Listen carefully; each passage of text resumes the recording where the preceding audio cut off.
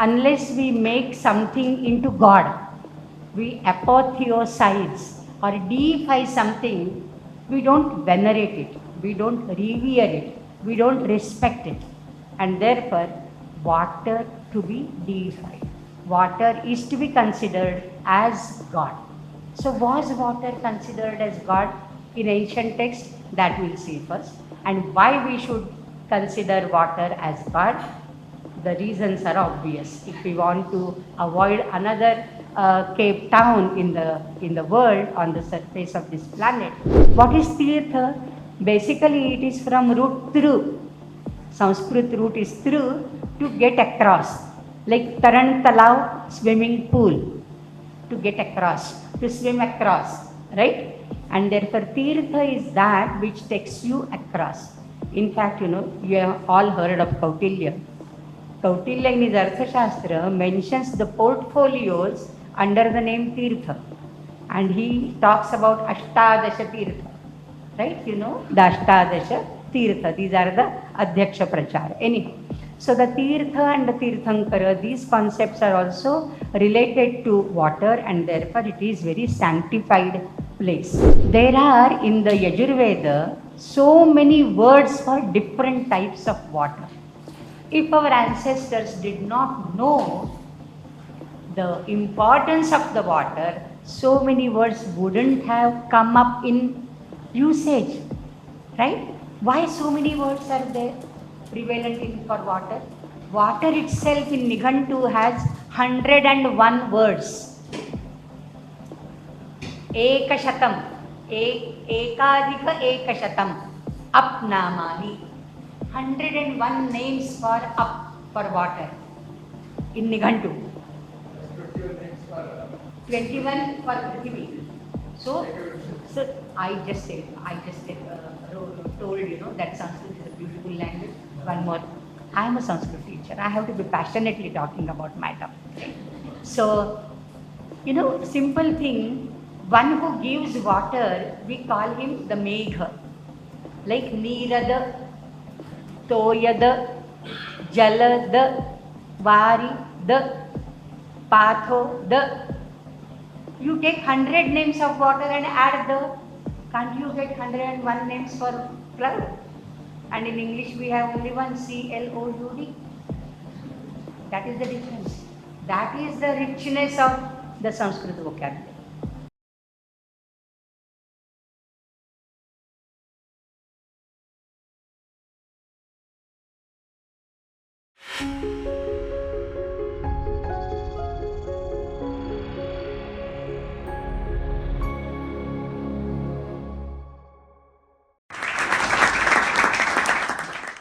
Mahesham Suresham Suraratinasham Vibhum Vishwanatham Vibhutyanga Bhusham Virupaksham Indvarka Vanhitrinetram Sadanandamide Prabhum Panchavaktram.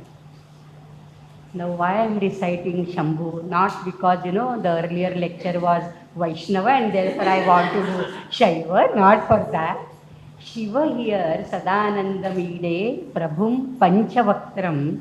The Panchavaktra, the 5 faces of Shiva, are nothing but the 5 gross elements, the 5 cosmic elements. Recently, just 7th January to 13th January, I completed one online webinar on Suktas on Panchamahabhutas from the Veda.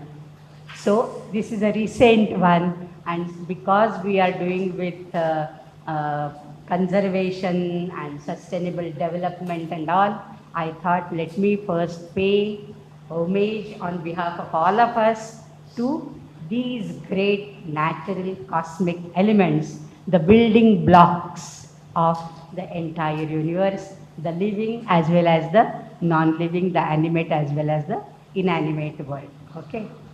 So now to start with, there is a report of UNICEF. You'll change it there. So I need not see every time. So there is a report from UNICEF, and so this is not my report, okay? That 4 billion people, almost 2/3 of the world's population, experience severe water scarcity for at least 1 month each year. I am talking about sustainable development and water conservation, and specifically the resources found in the Sanskrit literature, because I am a Sanskrit person. Not that you are a Sanskrita, but do you understand the meaning? I don't mean to say that you are a Sanskrita, but I am a Sanskrit teacher, and therefore I am taking some original references from the Sanskrit literature. So, regarding water, they say that this is the two-thirds of the world's population will experience water scarcity at least 1 month every year. आगे चल के over 2 billion people live in countries where water supply is inadequate. Half of the world's population could be living in areas facing water scarcity by as early as 2025. Just one more year to go. We all will face this water scarcity. Some 700 million people could be displaced by intense water scarcity by 2030. And by 2040, roughly 1 in 4 children worldwide will be living in areas of extremely high water stress. Isn't it alarming picture? I mean, this report of UNICEF is not just to be read over a cup of tea and then pushed aside. This is a serious matter, a very alarming matter for all of us to think on it very seriously. If we don't want another Cape Town in the world, you all know the story of Cape Town, right? The country without water, not a single tree, not a single tree. We don't want to become that. We have already exploited Mother Earth so much. She has tolerated as Kshama all her atrocities, all our nonsensical things. But how long? How long, right? And therefore, if we don't want another Cape Town, for sustainable development of water resources, we should do what? So, two main things we should do based on our Sanatana Dharma and our Indian scriptures: know and realize the value of water. And for that, realizing the value of water, for us, unless we make something into God, we apotheosize or deify something, we don't venerate it, we don't revere it, we don't respect it. And therefore, water to be deified. Water is to be considered as God. So was water considered as God in ancient texts? That we'll see first. And why we should consider water as God? The reasons are obvious. If we want to avoid another Cape Town in the world, on the surface of this planet, we want to do that. So ancient Indian literature speaks of all these points, and they basically consider water as God. Not just because, it is not just water is the element which is deified. I just now told you about the Pancha Mahabhutas. Akasha Tattva is deified. That is either Varuna or Dyava Prithvi, the canopy of Akasha, and like holding an umbrella over all of us and protecting us. That is Akasha Tattva. Then Vayu Tattva, wind. You can't even imagine. If you can't breathe for 5 minutes, you are gone. What is breath? That is Prana. That is Anila. That is Vata or Vayu. Right? And therefore Vayu Tattva is also very essential. Then comes Agni Tattva, fire. Then comes water, Jala Tattva.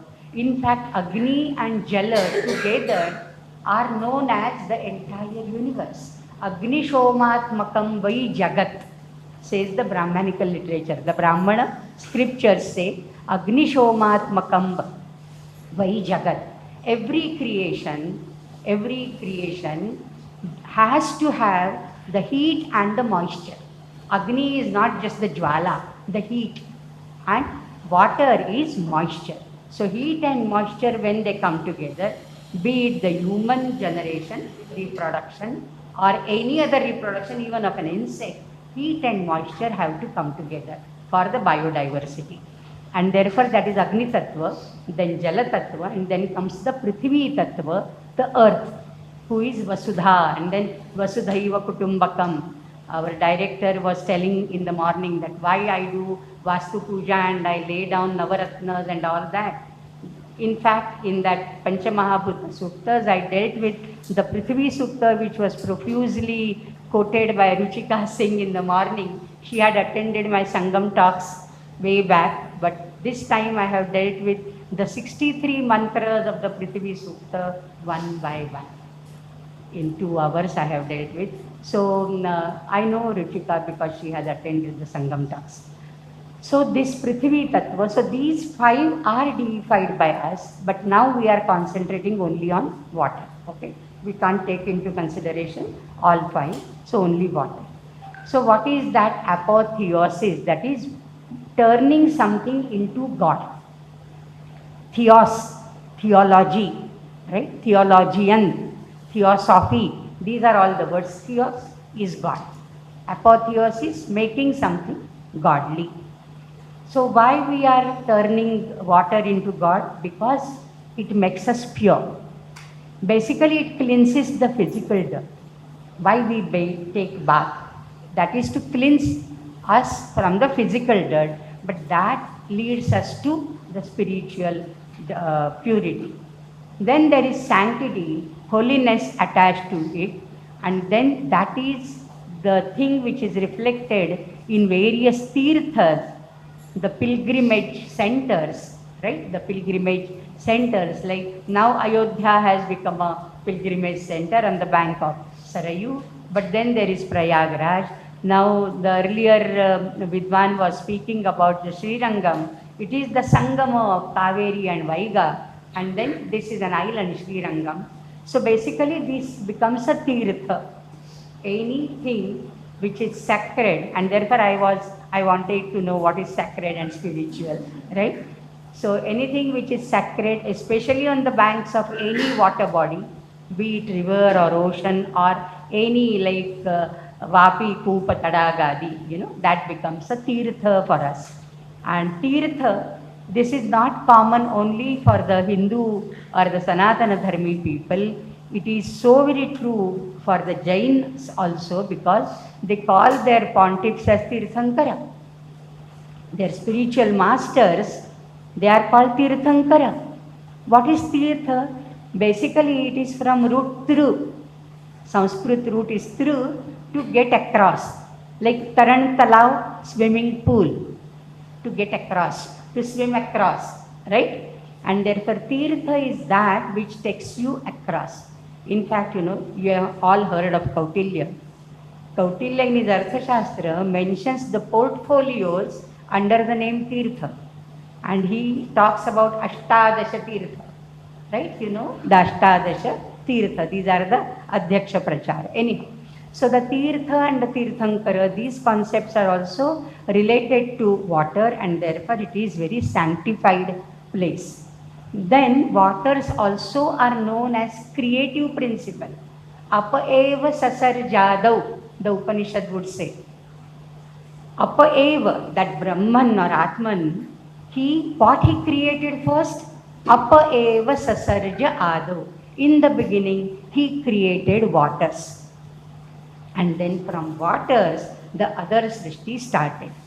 Scientifically also, we are sending our yanas, Mangalayana, Chandrayana, and then Aditya, Saurayana.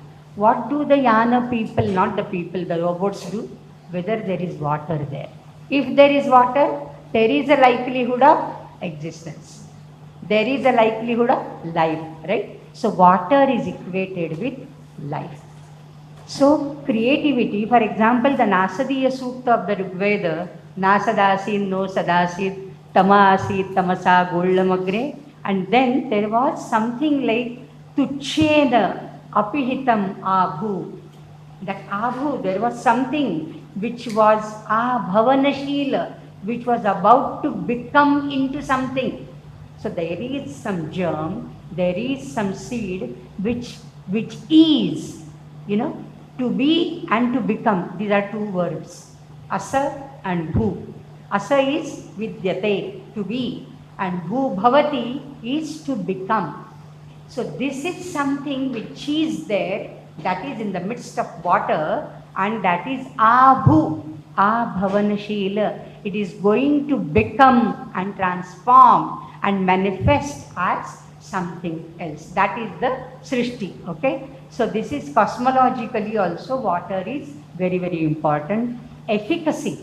You know, in olden times we have read some certain stories and all. Somebody, Durvasa for example, the very quick-tempered, hot-tempered rishi, if he is very angry with somebody, he will take handful of water and abracadabra. You know, it is like cursing someone. This becomes Uda Vajra. Uda is Udaka, water. That becomes as fatal as Vajra, the thunderbolt. So that is so very efficient as well.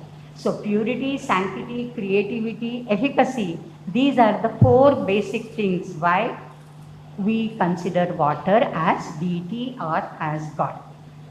And because once we attach that sacredness to the water, naturally there are certain don'ts for us, do's and don'ts. When we go to visit temples, you know, there is certain type of requirement for our clothing. We should not eat in front of, oh, darshan le rahe hain, yahan burger kha rahe hain. ऐसा तो नहीं होता है ना. I mean, there are certain taboos. So for water also there are certain taboos. No nude baths in river. It is always sachaila snana. Chaila is vastra. Sachaila snana. Removing your vastra, you can have bath in your own bathroom, but not in the open places like rivers, ponds and oceans. Even samudra snana is prescribed, but it is always sachaila snana. And there are some references, Ashvalayana Griya Sutra and Manusmriti, na nagna snayat. Nagnaha, naked, without clothes, you should not take bath. You know, you can refer this to Bhagavata Purana, the Dashamaskandha, the Chiraharana of the Gopis as well. I am not referring to that now, but that is also na nagnaha snayat. Because this is disregarding the deity which supervises the water principle. And therefore, you know, all water principles or water bodies all over the world, not only in India, are supervised by some gods. They may be gods or demigods. The demigods are like Yakshas, the Apsaras, the Gandharvas. If you remember the story of the Mahabharata Yaksha Prashna, see, the Pandavas, they did not take permission before drinking water in an unknown place. And therefore, if you don't take permission, that is disregard to the deity. Why I am telling you all these examples? These are the stories which we are aware of, but we don't know the principle behind that, right? So disregarding the guardian deity, that we should not do. And no excretion in river. Jale na mutra purishadi kuryat. No excretion, no urination, no excretion in the waters. Okay. Now these are all the principles why we consider water as God.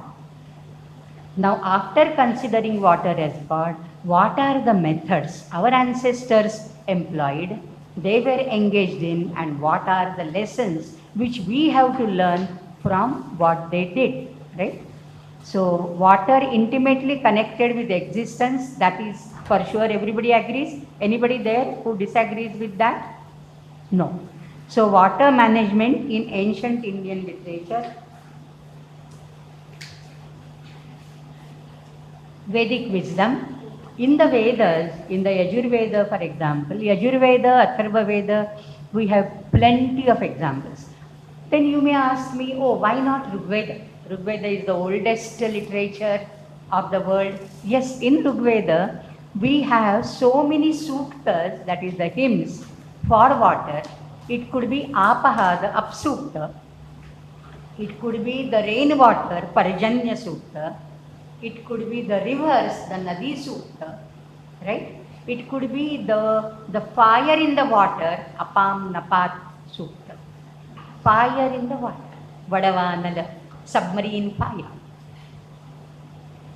Submarine fire in the ocean, the fire comes and that fire has assumed the form of a vadava, that is a mare, M-A-R-E, female horse. And therefore, if you know, there is a connection of horses and the oceans. Have you heard of this connection ever? Those who read Sanskrit literature, they know it. Banabhatta would say, for example, in Kadambari, the best of the horses, they come from the ocean. Saindhavaha. You know, in fact, there is something to laugh around because I want to keep you awake, no? Now the chai also has come, but I also will try my best, right? So there is a thing like, you know, somebody says Saindhava Manaya, okay? This is a very, very typical example in the Sanskrit Shastras for research methodology. This has a principle of contextual study. Context. How context is important in interpreting anything. For example, a person is eating something, okay? He is taking his meals and he asks his servant or somebody, Saindhava Manaya. He has to bring him a pinch of salt. But if the same person is going out and he says Saindhava Manaya, he has to bring his horse. That time he can't give him a packet of salt to carry with him, no? So Saindhava, the horses are known as Saindhava. If you didn't know, today, you know, every moment is a learning moment. Na? So you'll learn something, right? So Saindhava also means a horse.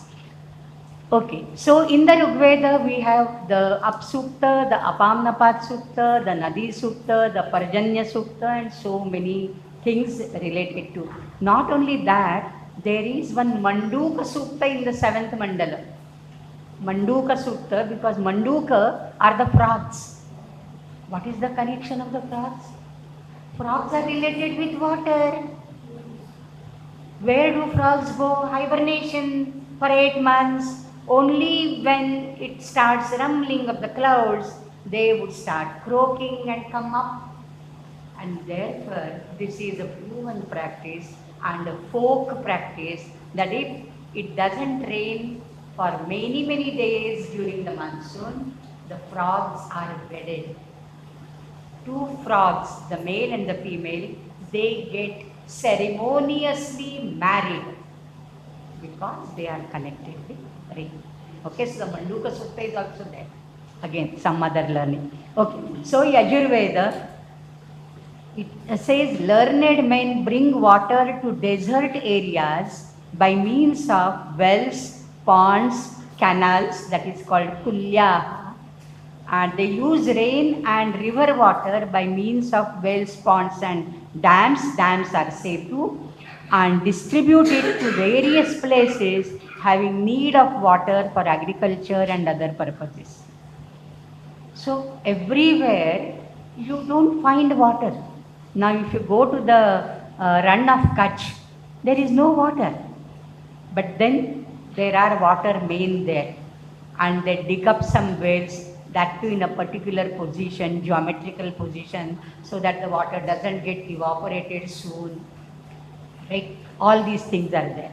But then what is advised is people should bring the water to the people staying in the desert by all these means, by kulya, by pranali, by pipeline. Pranali is pipeline. Okay, so all these canals and all that. One should think about the drought and flood like natural calamities in advance and take preventive measures accordingly. In fact, you know, there are 6 types of calamities stated. Shad itayaha. Ativrushti and anavrushti form the first 2. Ativrushti, anavrushti, mushaka, shalabha tatha and something, and khagaha. So these are the 6 natural calamities. Shalabhaha are the locusts. Have you heard about the locusts? How locusts come, you know, it's a swarm of locusts. It looks like as big as a cloud. The swarm of locusts is as big as a rain-bearing cloud. The entire atmosphere gets covered by that. And if they sit on some farms, all the grains will be wiped out. All the grains will be eaten up by the locusts. So Shalabhaha. So Ativrushti and Anavrushti are the first two calamities, and therefore we should always think of that and manage our water resources very, very judiciously. Atharva Veda again has something. Those who use rainwater by means of rivers, wells and canals for navigation, recreation, agriculture, etc., they prosper all the time. What does it mean? It is not only the rainwater where you should make use of, but that rainwater should be harvested. Rainwater harvesting. We feel it's a 21st century innovation or something like that. There is rainwater harvesting. How you harvest it? How you store it? In the form of ponds and tanks, underground and in the cellar, and then you use it whenever required. Such people prosper all the time because they never find any scarcity of water for their agricultural produces or even for their livestock. For the livestock and agriculture, these are the two main things where water is consumed more than the humans. It is agriculture and the livestock. Okay. So Atharva Veda again says, I have given the numbers, 11th Kanda, this is 20th Kanda. King to construct canals across mountains to provide water for the subjects for agriculture and other purposes. In the Prajahita Daksha Raja, if he is really, Prajahite Rataha, then he should do all these Lokopayogi karma. These are all the karmas, the actions which are done for the benefit of the people, okay, welfare of the people. And again, Atharva Veda in the second Kanda says, drought management through efficient use of available water resources such as brooks, springs, wells, pools, etc., for reducing the drought intensity and water scarcity. So, wherever possible, you should build these artificial things. And therefore, you have so many words, there is a word called Vapi Kupa Tadaga I just mentioned. Vapi is a big well having steps. It is called Baudi, like a step well. Kupa having a very low, a very short, small circumference but very deep. Kupa. Ku is Prithvi. Ku is Prithvi. There are some Ekavimshati Prithvi Namadheyani in the Nighantu. The first word starts with Prithvi Namadheya. Gauhu, Maj, Ma, Kshama, Daritri, Rasa, etc., etc., etc. Iti Ekavimshati Prithvi Namadheyani. One of the words is Ku. And therefore, interestingly, what Kupa is one word. Kujaha. Those who know Jyotisha, they must be knowing the word Kujaha. Kuja is who? Mangala Graha. Kuja is Angarika or Mars, Mangala Graha. Why?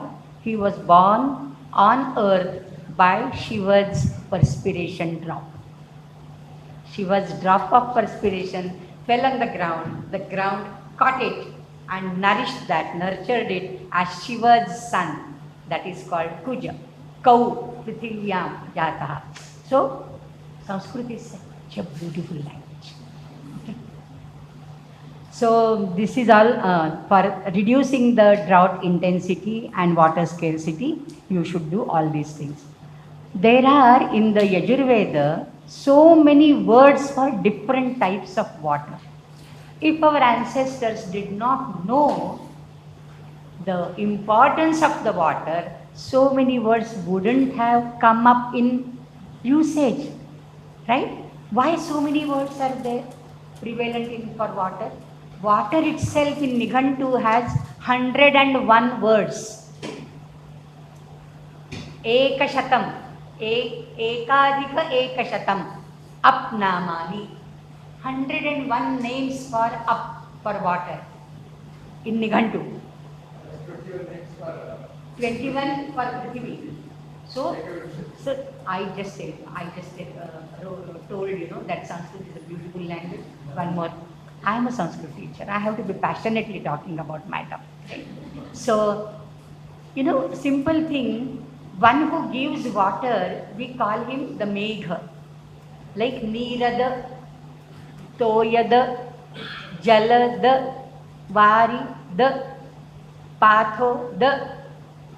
You take 100 names of water and add the. Can't you get 101 names for cloud? And in English we have only one CLOUD. That is the difference. That is the richness of the Sanskrit vocabulary. Now you remove that. I start a Sanskrit class.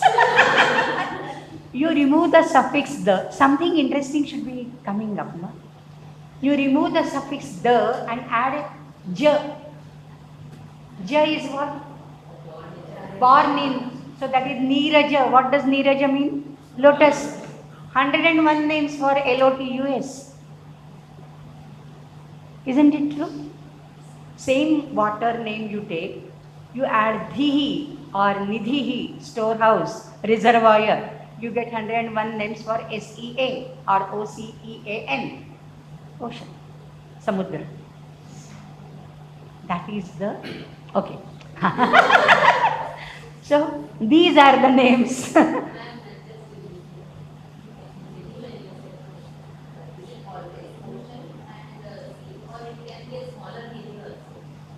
Nidhi means kosha. Kosha is a treasure. It's a treasure of water.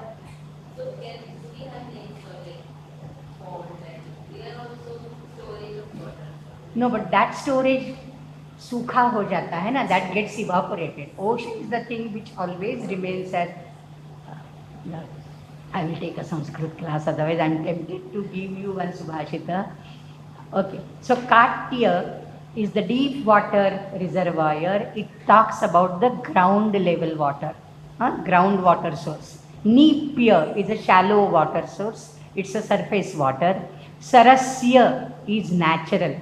Tadaga is artificial. I was naming, right? Vapi, Kupa, Tadaga, Saras, etc. Saras is natural. Sarati iti Saraha, that which flows, that is Sara.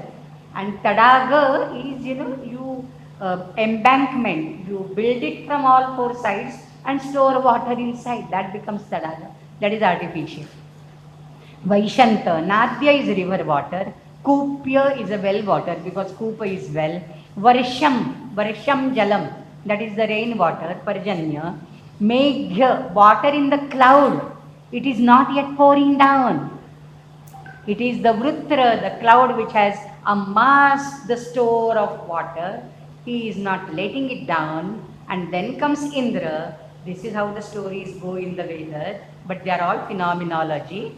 And there comes Indra with his Vajra. He just smashes and shatters that Vrutra. Vrutra is dead, and the waters which are captured by him, these are released.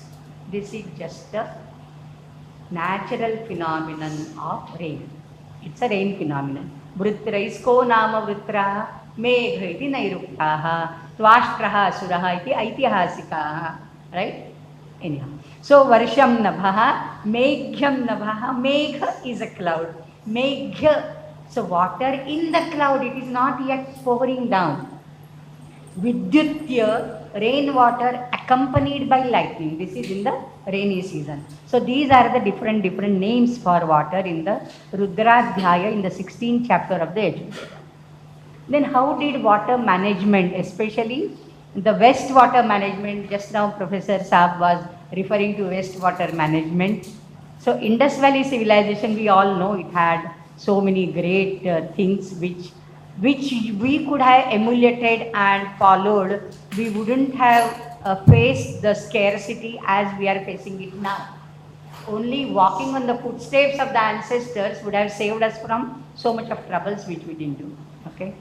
So proper wastewater management or wastewater treatment systems, household wastewater collected through tapered terracotta pipes. So pipes, not the PVC pipes and all that, the terracotta pipes, and small sumps for sedimentation and removal of larger contaminants. The larger things, they get sedimented, and then the pure water just goes further.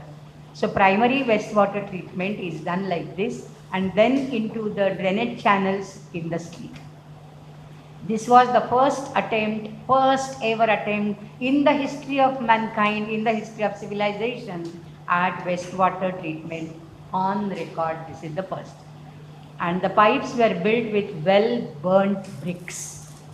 And for that I have given source also wherever. The presentation is lying with Bhagya Anjana madam. So those who want, you can have it. There is no, this is all Pitru Runa. I don't have any copyright on this. We shouldn't have any copyright. This is all our ancestors who did it, and we are just, becoming ambassadors to reaching it out to people who don't know it for some reason or the other. Now, Harappan civilization always was a Krishi Pradhana Sanskriti. So agriculture, and the main economic activity was agriculture. And extensive network of reservoirs, wells, canals, etc. and water harvesting techniques are developed. Mohenjo-daro and Dholavira, they have advanced water management and drainage systems. Now in the archaeological sites which have been dug up and restored, we have come across all these things. And water management through embankments and canals, and the great bath of Mohenjo-daro, that is the picture of that, taken from Google Swami. So these are all available things for us, freely available in open area, open domain. Okay. Now Arthashastra information, this was archaeological find. Now what does Arthashastra tell about the water and the importance of water and all? There is, I was telling you, the Adhyaksha Prachara, the second Prakarana of Arthashastra has so many Adhyakshas. One of the Adhyaksha is Sita Adhyaksha. He is the director of agriculture. Adhyaksha is director. He is the director of Sita, not Rama's Sita. Sita is the furrow made by the plowshare. When the land is tilled and plowed for agricultural activities, the furrow which is made, that mark of that, हल चलाते हैं ना, तो जो mark आता है उसमें, that is called Sita. And our Rama's Sita, Janakanandini, was also found in while furrowing the land for the Yajnashala, and therefore she was named Sita. In fact, in the Rigveda, it is said, so people, who don't know what is the meaning of Sita, there it is said, oh Sita, you are taken care of by Indra. Indrena Juta Sita. People would start wondering, oh, how come Indra take care of Sita? Because they always confuse Sita with the Ramayana Sita. This Sita is the original earth, the furrow, right? So which text we are reading, we have to be open, our antenna should be open and not biased. So Sita means only one, Rama is only one, right?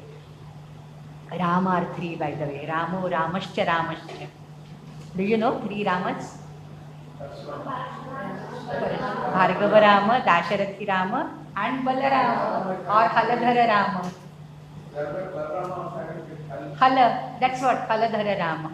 So Bhargava Rama, that is holding Parashurama, Bhargava Rama is Parashurama, then Raghava, Dasharathi Rama and Haladhara Rama or Balarama. Okay. Ramo, Ramascha, Ramascha. Anyhow. So a separate director of agriculture is there, Sita Adhyaksha. He has to be. How to appoint the Adhyaksha? There are certain, their job profile, job description is also there. It is not that job description we are making now in 21st century. There is job profile of every person. Expert in finding underground water, first and foremost. It is water divining, it is called. And then science of rearing plants. And which plants to be reared and nurtured in which type of land, that is also a separate science. We'll come to Brihad Samhita later. Seeds to be sown judiciously as per the need of water. Seeds to be sown judiciously. Now, while sowing the seeds and taking multiple crops or alternate farming, we call, nowadays we call alternate farming. Right? Alternate farming is as old as 5th century before the common era. So first crop is Purvavapaha. Purvavapaha, first. Vapa, that is vapa, to sow the seed. Of what? Shali, Vrihi, Kodrava, Tila. Priyangu Varakaha. Priyangudara Varakaha. So first they were Shali rice. These are the different types of rice. Shali rice, Vrihi rice, Kodrava is Ragi. Kutsitat Dravate iti Kodravam. Sisamam, Tila. Then Varaka, that is called Variche Tandul in Marathi. Sama, Sama or Bhagar, some people call it as. It's a type of lower millet, Varai. So these are sown for the first time. The second crops are the pulses, the mudga, the masha, the pulses, the lentils, etc. And third farming is safflower, that is kusumba, lentils, masura comes third, barley, kulatha is kulit, हे पण एक अवर धान्य आहे. And then godhuma, that is godhuma, wheat, godhuma payasam, everybody likes, right? Godhuma, kalaya are peas, batane, peas, mutton. And atasi are flax seeds, And you know what? Krishna is called atasi pushpa sankasham Krishna. The flowers of atasi plant are bluish. Krishna's blueness is as blue as the flowers of atasi. See, our gods also, our adjectives which we are given, Durva Dalashyamam Ramam. How Rama we praise in Rama Raksha? Ramam Durva Dalashyamam. Padmaksham Pitavasasam, right? Durva Dalashyamam. Hari Durv ke saman. And even now in Ramayana of the Singapore, Cambodia, Indonesia, the Rama is painted green in his body. Their Rama is green in body. Anyhow, असे माझे diversions खूप होतात. So atasi, sarshapa are rajika, mohri, राई, जो वगार में डालते हैं ना, सरसों. पश्चात वापाहा. So this is the third. So maximize agricultural produce by alternate farming. That is what it gives you. And one more very important thing, we should have followed that. We haven't, and therefore we are suffering now. For water management, Kautilya advises to sow grains first, the most essential crops for human race. Vegetables are the middling, not so important as grains. Grains are the staple food. Be it godhuma or shali or vrihi, it is the staple food. Grains is the staple food. Then middle is the vegetables, and sugar cane is the worst crop. Ikshavohi bauhabadhaha vyayagrahinascha, because they are very expensive crop. They are a cash crop. But how much expenses? It drinks lot of water. First of all, sugarcane takes all the water from the neighborhood also. From the neighborhood farms also it will take all the water. And so much of labor is involved. And now we are suffering the outcomes of this sugar and which is the produce of, and now so 3 whites we must abandon, the salt, sugar and maida. अरे ये पहले ही बताया है हमारे पुरखों ने. इक्षवो हि बहुहा बाधा व्ययग्राहिणश्च. This is a very, very important comment I feel for living a healthy life. Encouraging people to go for irrigation rather than depending upon rains is a unique feature found in the Arthashastra. Don't depend upon the rains because it is adhidaivika. It may not. Dvadasha varshani yavat indro navavarsha. We have such statements in our Vedic scriptures. For 12 years, Dvadasha varshani indraha navavarsha. Indra did not give adesha, command to his officers, the clouds, to pour down rain. And it didn't rain at all. What do you do? And therefore you depend on irrigation more and rain less. And then for that there is a reference. I don't know whether I have taken it from the Bharavi. I haven't perhaps. So I will write it here only. I will tell it here only.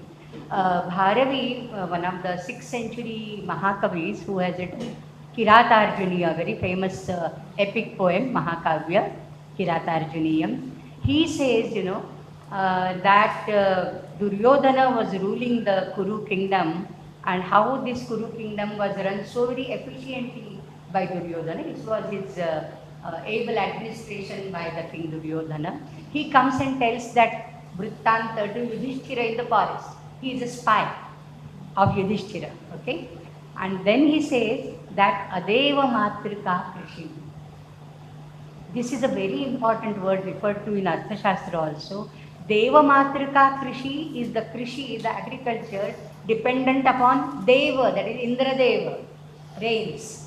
Adeva Matrika, Adevaha, Na Devaha, Mata, Yasyaha, Sa Krishi. So, it doesn't depend upon the rain, it depends upon the irrigation. It depends upon the canals, the artificial means to provide water to the farming land. Okay? So, this is very, very important. And then there are certain, to do this, there has to be some incentive to the people. Why people would toil in their farms very hard? They should. But why? They should be incentivized, monetized in the monetary manner, exemption from taxes. Exemption from taxes, Arthashastra, Kautilya clearly says, for 5 years are prescribed for one who constructs water tanks newly. One who constructs new water tanks, 5 years karma, tax exemption. Then Tataka Setu Bandhanam Navapravartane Panchavarshikaha. Okay, Navapravartane. 4 years exemption if the person takes care of the abundant embankments and renews them or renovates them. They are already there, but they are defunct. He comes with his labor and makes them functional. For him, 4 years. And 3 years, if there are only some overgrowth of the weeds and some creepers and all, he removes that, and that embankment or the canal gets flowing. For him, 3. So, in order, the more what you can say, the parishrama, the more exertion is there, 5 years tax exemption is promised by the king. If a cultivator constructs a tank, well, or an artificial watercourse for his unsown land, king should not levy tax thereon till the person recovers twice the amount spent by him, says Shukraniti. Shukraniti is another work on governance and management. So this is mostly, it echoes what Kautilya says, Kamandakiya Niti Sara and Shukraniti. These are other 2 works later than Arthashastra. Okay. Now, irrigation techniques, irrigation or setu is one of the 7 sources of revenue for a king, and therefore he should pay special attention to that. Adeva Matrika Krishi, as I have mentioned here, is as the best. And development of irrigation facilities, Sahodakam Aharyodakam Va Setum Bandaye. Sahodaka Setu is that which is received by natural resources like wells and lakes, and Aharyodaka is the artificial ones. Okay. And we have one example from Karnataka, Kampegoda from Karnataka. He dug 16 such wells, such ponds, interconnected ponds, through his hard work, and these are interconnected ponds called HydroCAD, and he was honored, and he was given by Karnataka government free bus pass to wherever he travels in the whole of Karnataka. Okay, so this was done. He was felicitated, and in Man Ki Baat, Prime Minister Modi mentioned him some almost 4 or 5 years back. Now we have another example, just 1 year back example. I will end with his story, Tunnel Man of India. Tunnel Man of the world, you should say. Now, Brihad Samhita also talks about the paleo channels. What is paleo channels? As our veins are not seen, but they are underneath. Similarly, on this ground, there are underneath the channels, which are like the veins of the earth, what are they? They are the marks. Once upon a time, the river was flowing underground in those streams, So these are paleo. Paleo is ancient. Paleography, right? Ancient epigraphy and all that. So paleontology, paleo is ancient.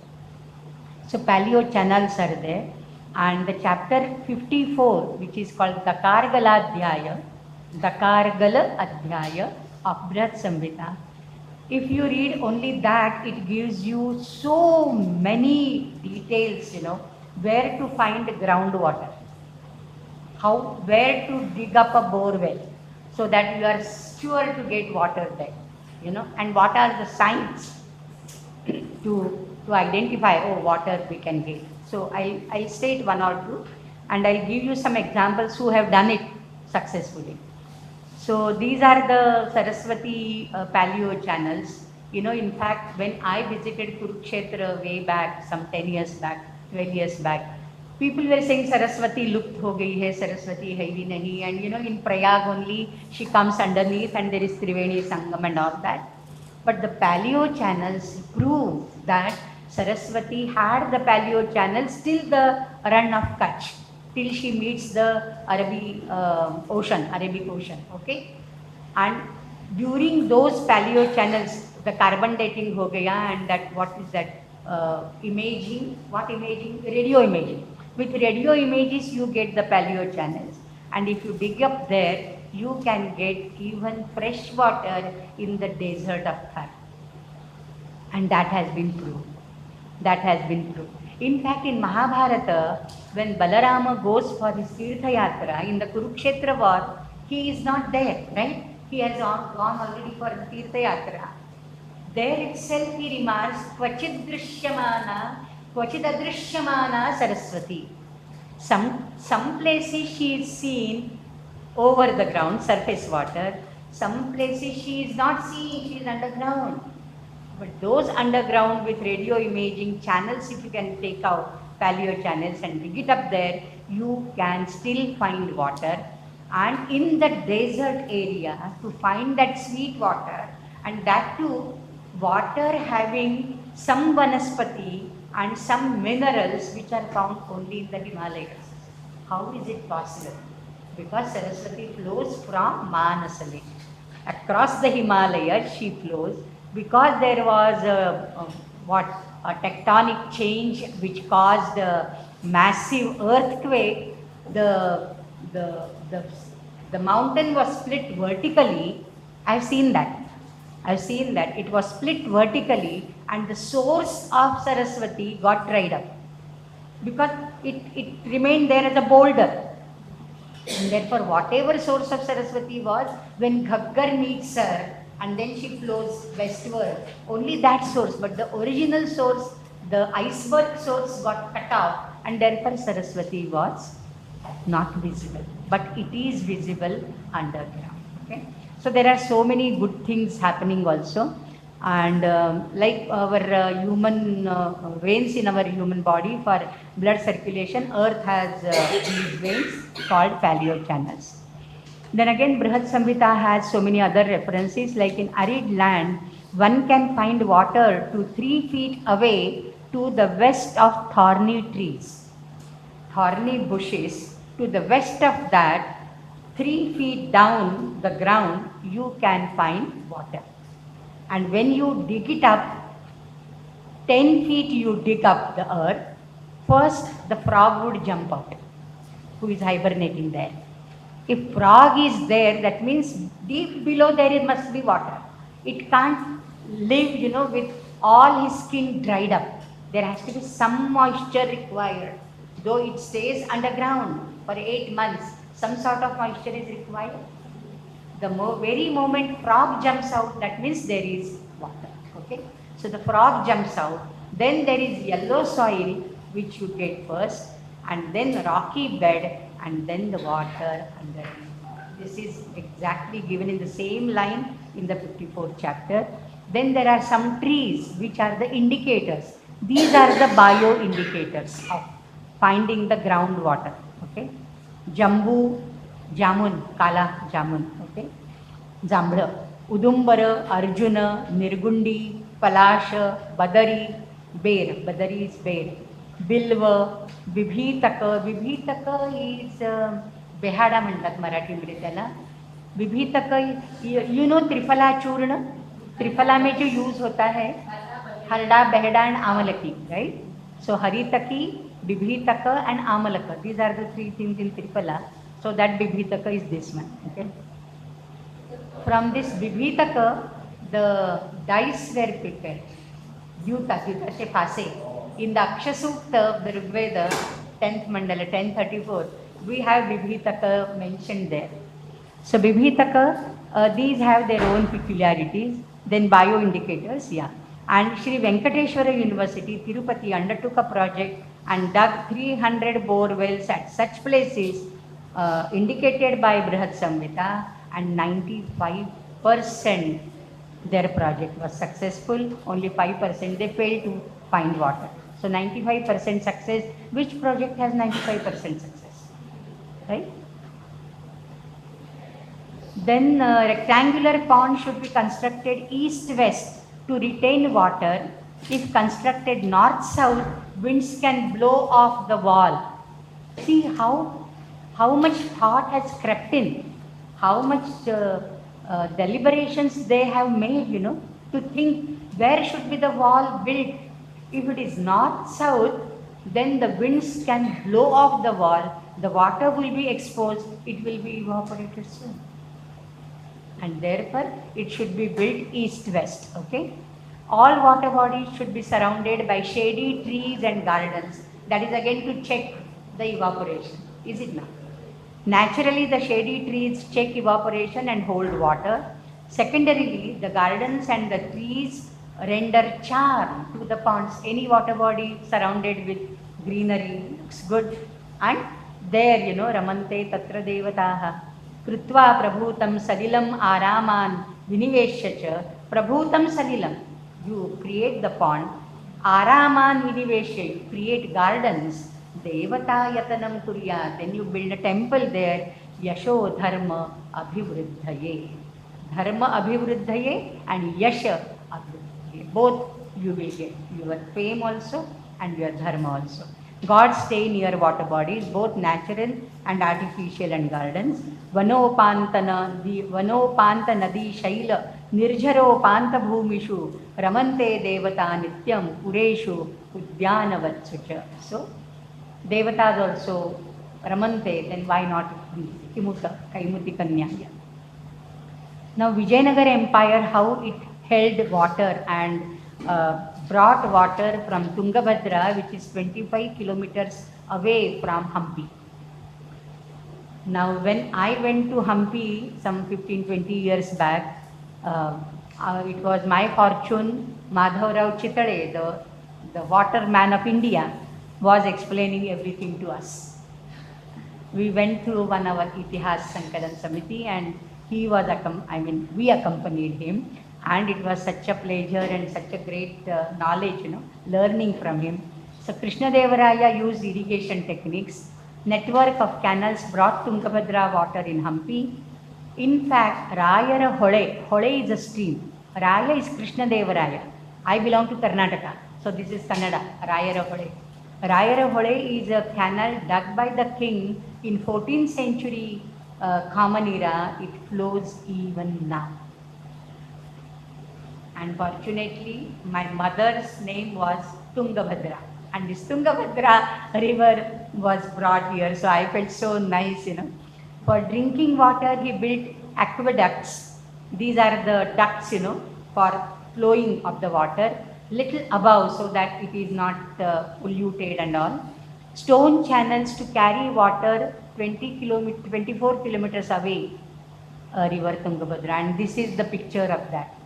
Somewhere it is broken, but the water management done by Krishnadevaraya in Hampi is marvelous, simply marvelous. Then for the sustainable hydrology and checking the pollution and checking the evaporation and other things, Satavahanas, who ruled from Maharashtra, from Pratishthan, Paithan, Nashik till Andhra, These were the kings, Satavahana. They ruled for almost 600 years, 3 BCE to 3 CE. So they and the Peshwas later on, the Maratha Peshwas, they built stepwells on Akluj Pandharpur road. This is a very dry, arid area. Pandharpur area, Solapur area. This is very dry area. And near Barhanpur and Aurangabad, they have built stepwells. These are rectangular one. जो ऊपर का picture है, this is Akluj Pandharpur Barhanpur का stepwell है, and the below well is Rani Ki Vav in Rajasthan. And stepwells of Gujarat and Rajasthan, Adalajni Vav, Rani Ki Vav. The नीचे वाला जो है वो रानी की वाव है, and अडालज की वाव हो सकती है, अडालजनी वाव. A lake by Bhoja near Bhopal, Madam Shamaji, a lake by Bhoja near Bhopal witnessed the facts narrated in Samarangana Sutradhara. You can take it up as a field visit and do it. In the Puranas, it is stated that one should not urinate in the water, nor should we already saw that, right? Now, there is a case history, and this project was undertaken by Shivaji University, Kolhapur, and from their report I have taken some part of that. The Gonds, the tribals of Chandrapur district, which is, sharing the border with Chhattisgarh, Madhya Pradesh and all. The Gonds, the tribals of Chandrapur district, and their own underground water management. They had 3 lakes named Ramala, Koneri and Gutkala. They were interconnected by underground pipeline built in as early as 15th century BCE on 180 acres of land. Even now, if you go to Anandavan, created by Baba Amte and his son Prakash Amte and Vikas Amte, you can see the interconnected pots.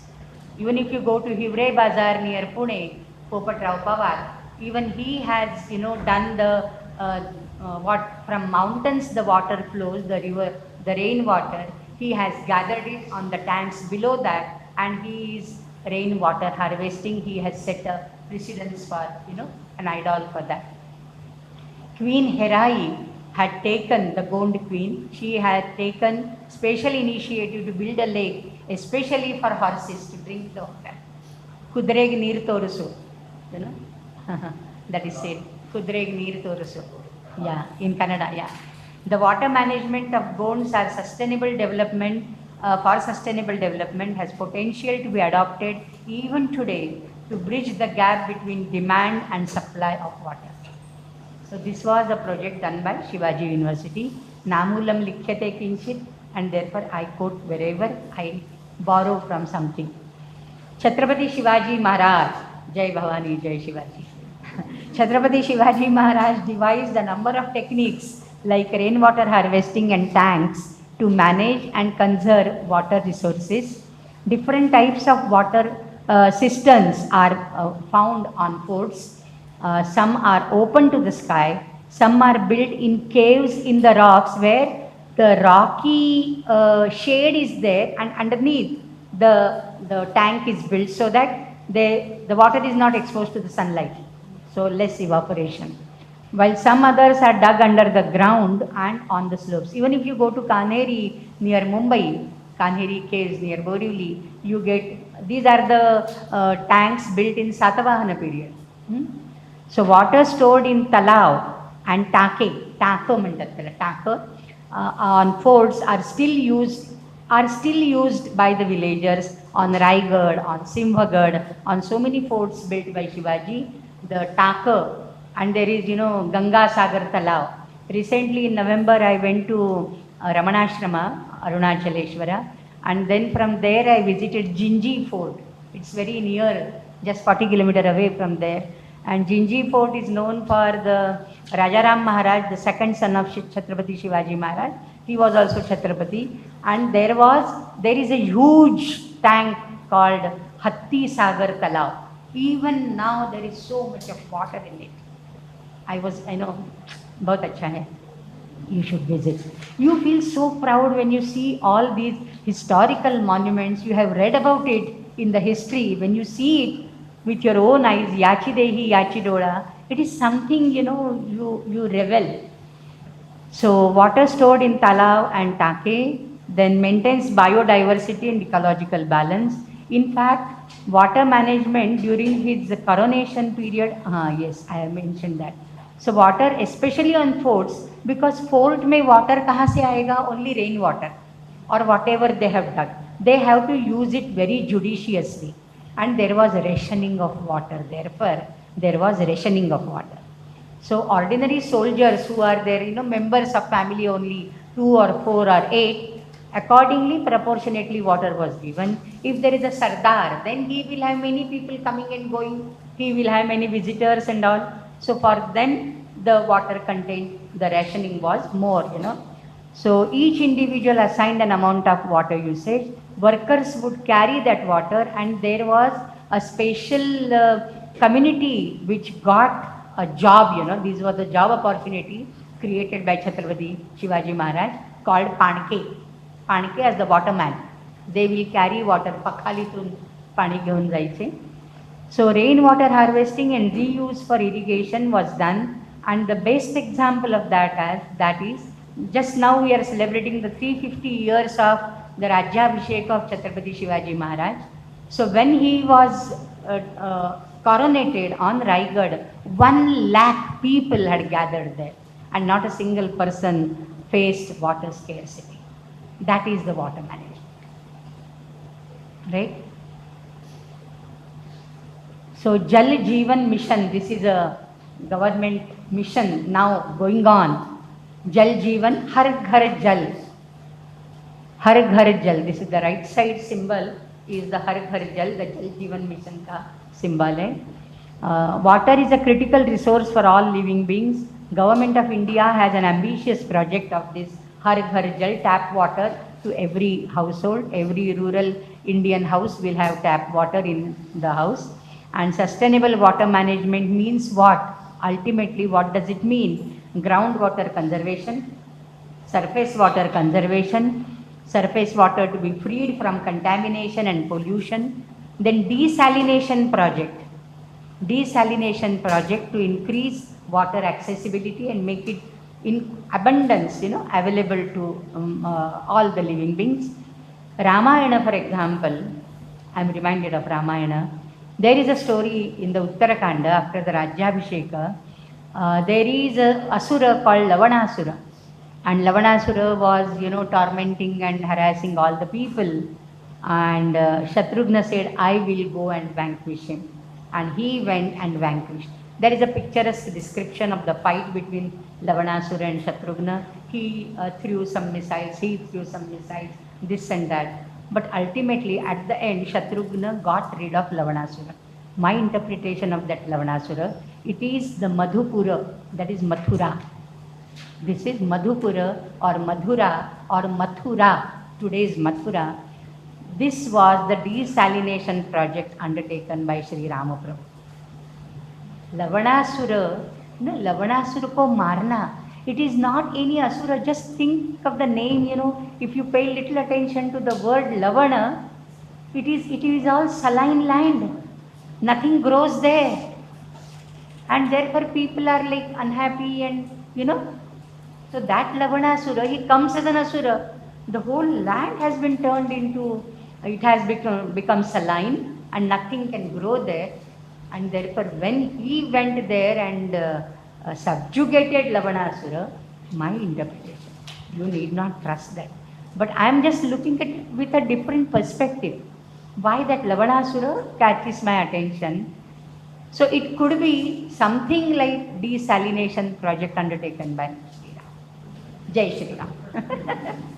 And now this is the last slide. I will end with this. So this tunnel man from Karnataka, again, he was awarded Padma Shri in 2023. Ammai Mahalinga Naik. You know the story of him? No? In Chikmagalur district, there is a person called Mahabala Bhatt. He is a great Vaishya, Vyapari. And he has so many, the arka nuts, supari chabaga, coconut, cashew nuts, this, that. And this Mahalinga was his servant who was toiling in his farm for better produce. He was very honest. Genuinely, from morning till evening, he used to toil there without demanding anything, without expecting anything in return. This Mahabala Bhatt, pleased with his honesty, he gave him a piece of land, though barren, a piece of land to the servant on a hilltop. And the moment he got that, this person, Mahalinga Naik, he dreamt of having a Upavana there as good as his masters. But there was no water there. He is a single person. He doesn't have any resources, doesn't have any money, doesn't have any JCP. What he has is only this kudal powder, you know, this, and in the tokri there is this oil bottle, a lighter, and two diyas. He would light the diyas, see, go in the night after working for the whole day in the master's farm. He would go in the evening with chutney bhakri khake jayega, and then do the tunneling of that mountain, that barren land. There was not a drop of water. First time he built a tunnel, he went some 8 to 10 feet. He was digging it horizontally. Like tunnel, you know, you dig up a tunnel for vehicles to pass and railways to pass, horizontal tunnel, adva bogda. And it collapsed. 5 times the tunnel collapsed. But he did not collapse. He did not collapse, and he continued digging it up till one day he got Panyacha Jhara, water spring underneath the rock. And then he has built, on the right side you see this tank filled with water. This is almost double the size of Olympic swimming pool. This tank is almost double the size of Olympic size of the swimming pool. All that he has done only with his hand and only with these scarce things. So he is the person, Mahalingappa, and 8 years, 23,000 hours he has toiled on the gift of the barren land. And now, see all greenery here. There are 300 supari, arka nut, 75 coconut, 150 cashew nut, and 200 plantain trees. One single man. How can we make the change? How can we bring the change? We always grumble, we always complain. I alone, what I can do? A single person, he has set a precedence. And he has set an ideal and idol in front of us. If we don't emulate him, if we don't follow him, we are making mistakes, the blunders, the suicidal crimes we are committing, I must say. So if we don't follow his footsteps, one day we all will be, we won't be there, you won't be there, your posterity would be there, some few 100,000 years after. So if we want to save ourselves and our race from this sambhavya alarming situation, we have to follow Mahalingappa. So I just want to end that every drop should be reused. As our director was saying, we should not waste food, because to produce 1 grain of food, how much water we must have used for that. Annam na nindyat tadvratam, annam na parichakshita tadvratam. Similarly, jalam also, it is, jalam na nindya, jalam na parichakshita, and we should not waste a single drop of water. As far as possible, we should avoid pollution by any means and try to conserve. Then only Mother Earth will give us whatever we want. She gives abundantly. She is Kama Dugha in the Prithvi Sutta of Atharva Veda. She is said to be Kama Dugha. She is a Kamadhenu. Whatever we ask, she gives. There is enough for our needs, but nothing to meet our greed, right? And therefore we should keep this in mind. This was little bit of preaching, I thought, but then that is also essential. Hari Om, thank you, and thank you for this wonderful opportunity. I talk passionately because I mean it. Hari Om.